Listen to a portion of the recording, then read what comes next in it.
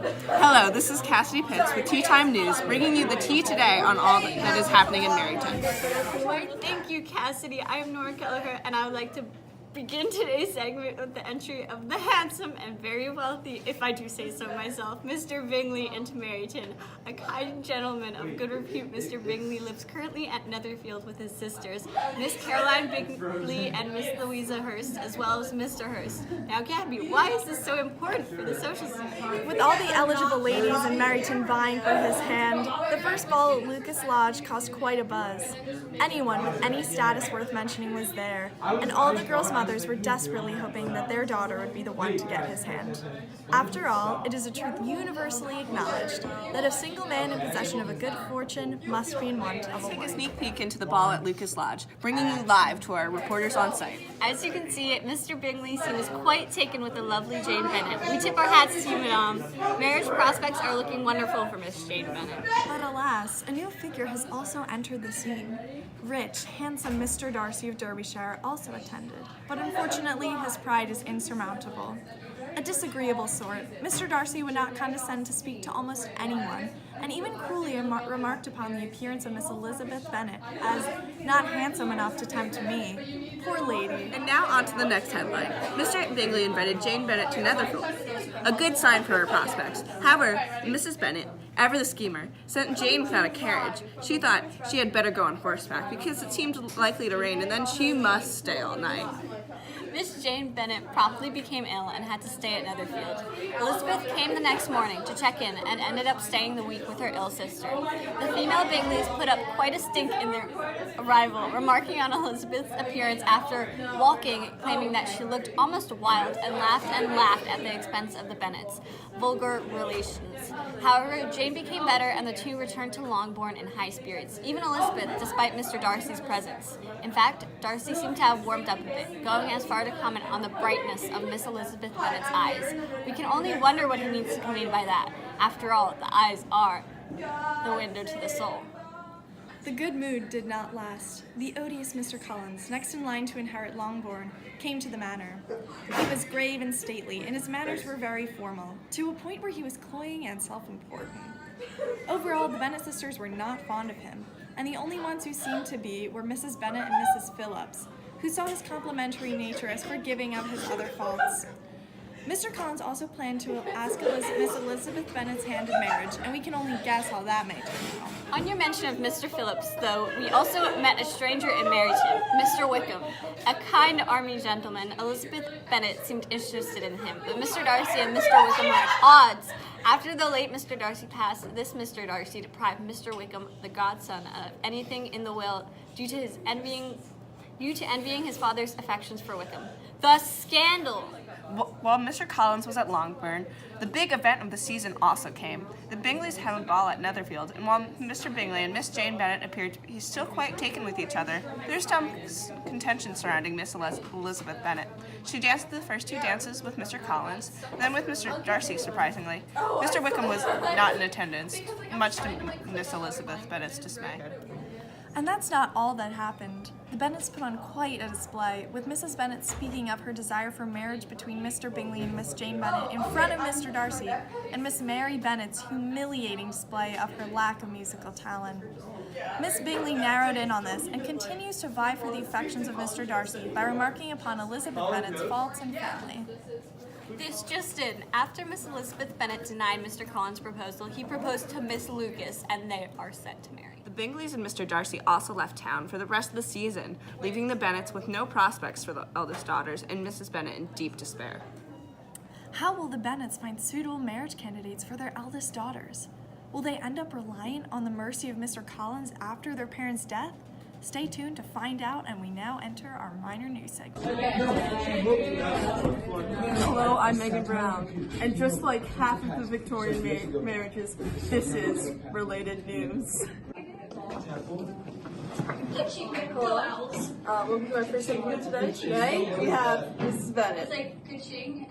Hello, Miss Bennett. Tell me a little bit about yourself.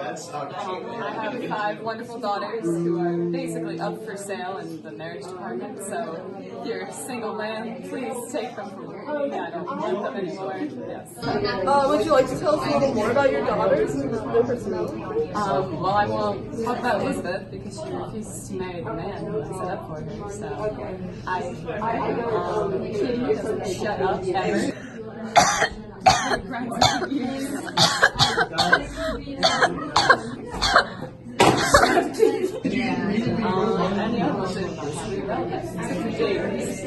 She hasn't married anybody yet, so she's pointless to her family at this point. Wow, that's some strong opinions. Do any of your family members have any talents? They're all accomplished in that they're patient and they can sew. Well, Mrs. Bennett, I have a surprise for you. It's your daughter, Elizabeth! Oh my lord.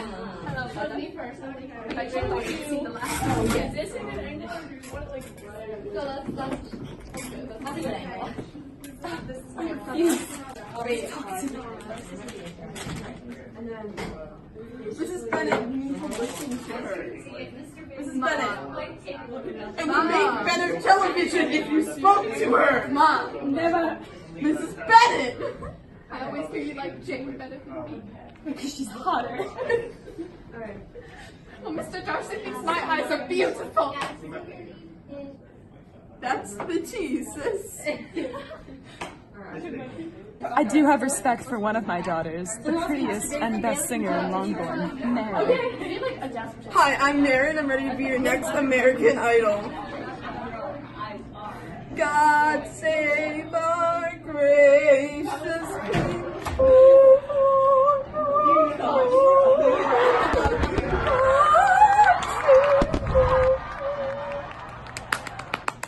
Hi, from the Lucas residence at the first ball of the season. This is Janae Austin reporting live, giving you a first-hand look at the happenings. The ball's about to start, and before it begins, let's have a chat with Mrs. Bennett, the mother of 5 daughters and wife to Mr. Bennett. You flatter me. Mrs. Bennett, any thoughts on what you hope to happen tonight? Well, if I can but see one of my daughters happily married at Netherfield and all others equally married, then I shall have nothing to it. Can I turn around and be like, hi, I'm Jane and I'm ready to be the next Mind if we go American inside with Idol. you? Mary, yeah. I'm Jane now. Jane here. It's recording.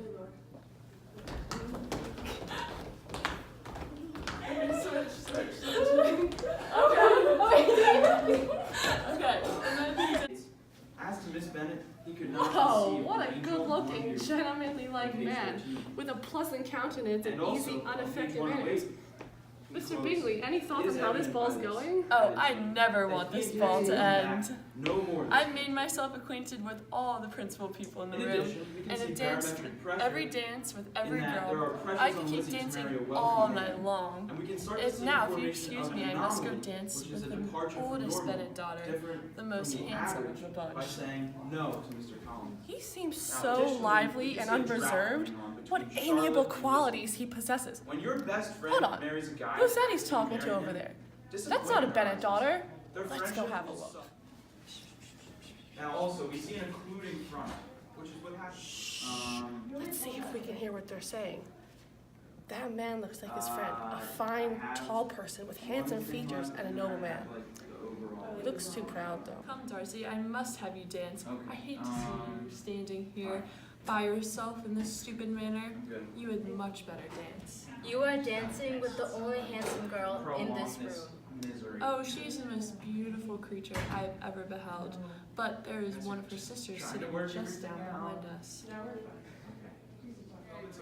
Oh, I dare say, very agreeable. And that there will be Do let me cloudy, ask my overcast partner to skies. introduce you.